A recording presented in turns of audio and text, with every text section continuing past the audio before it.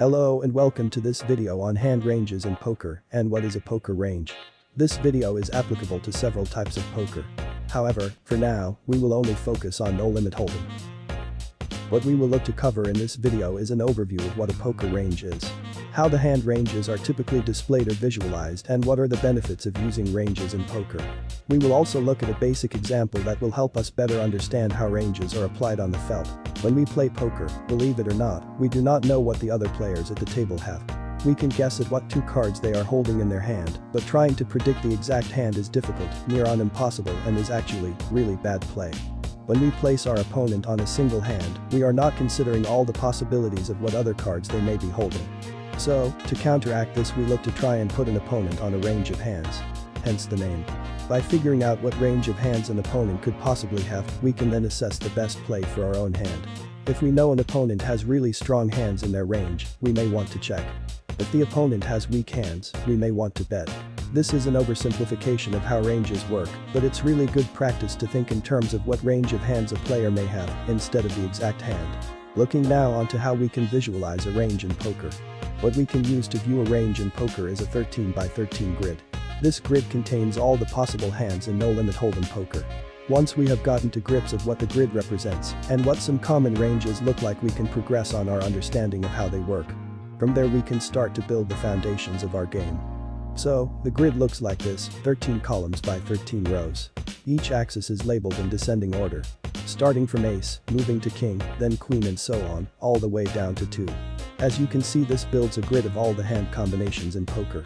But, not only does it show every hand combination, it also differentiates between the suited hands and the offsuit hands.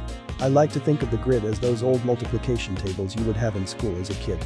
However, instead of a 1 to 10 times table, it's ace to deuce. As you can see, the table is split along the pocket pair diagonal from the top left corner to the bottom right. Here you will be able to see that all of the suited hands are contained within the top right portion of the table. All of the offsuit hands are contained within the bottom left portion of the table. Let's have a quick look at where specific hands are on this grid.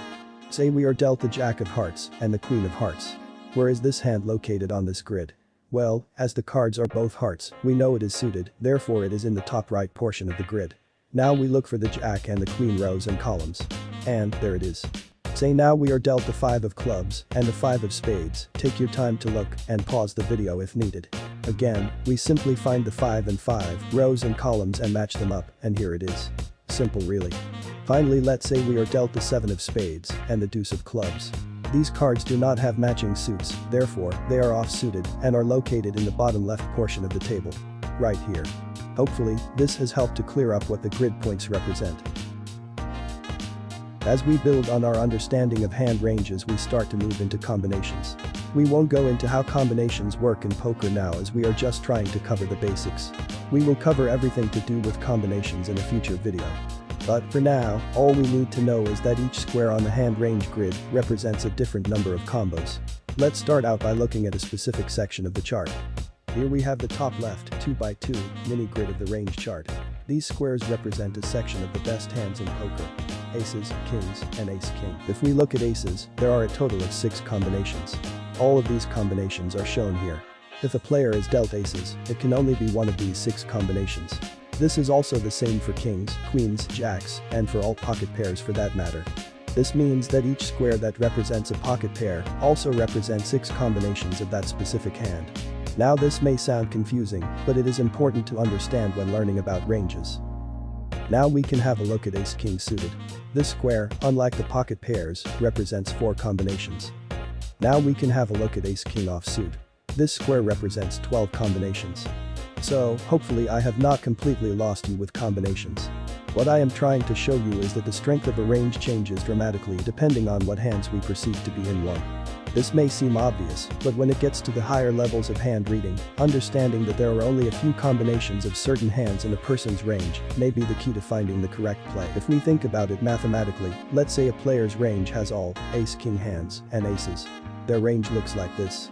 This is a total of 12 offsuit hands, 4 suited hands, and 6 pocket pairs. Well, this means that when this type of player is in a hand, they have aces 6 out of 22 times, or 27% of the time.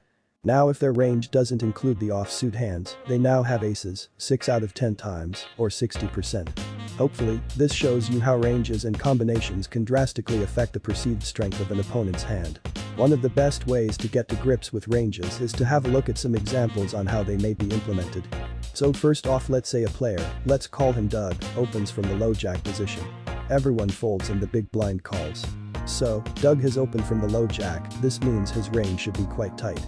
Something like this. How do we know Doug's range looks like this?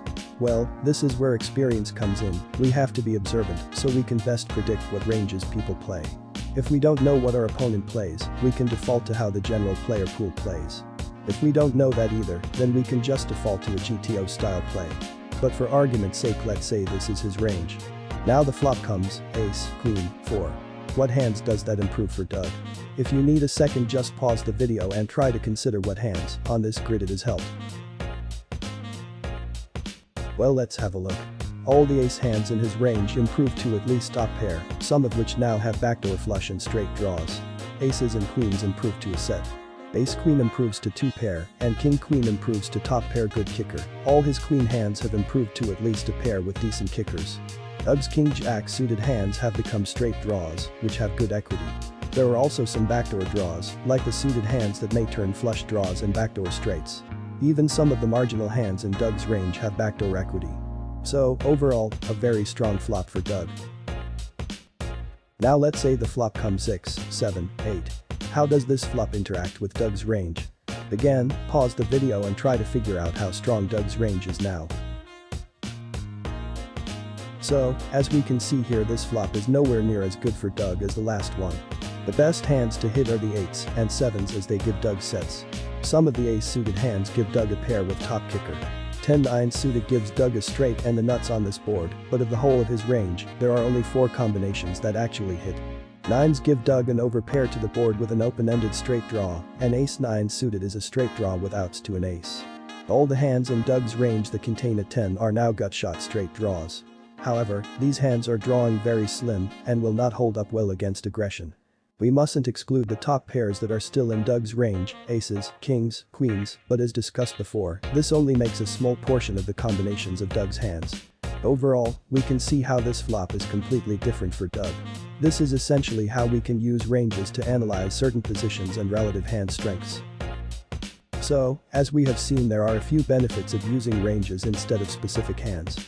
The main benefit is that it stops us placing opponents on a single holding. Instead, it helps us consider a range of hands that an opponent may be using. Another point not mentioned this far is the fact that ranges can be memorized in certain spots to help keep ourselves consistent and, in the case of GTO, unexploitable. This point is really valuable the higher stakes you play and is a good base to build from. Finally, we saw how using ranges and combos can help us understand what weight or strength specific ranges have. So, there it is, an overview on what ranges are and a few ideas on how to implement them within our game. Thanks for watching, and if you like the video, please consider liking and subscribing, and let's practice poker.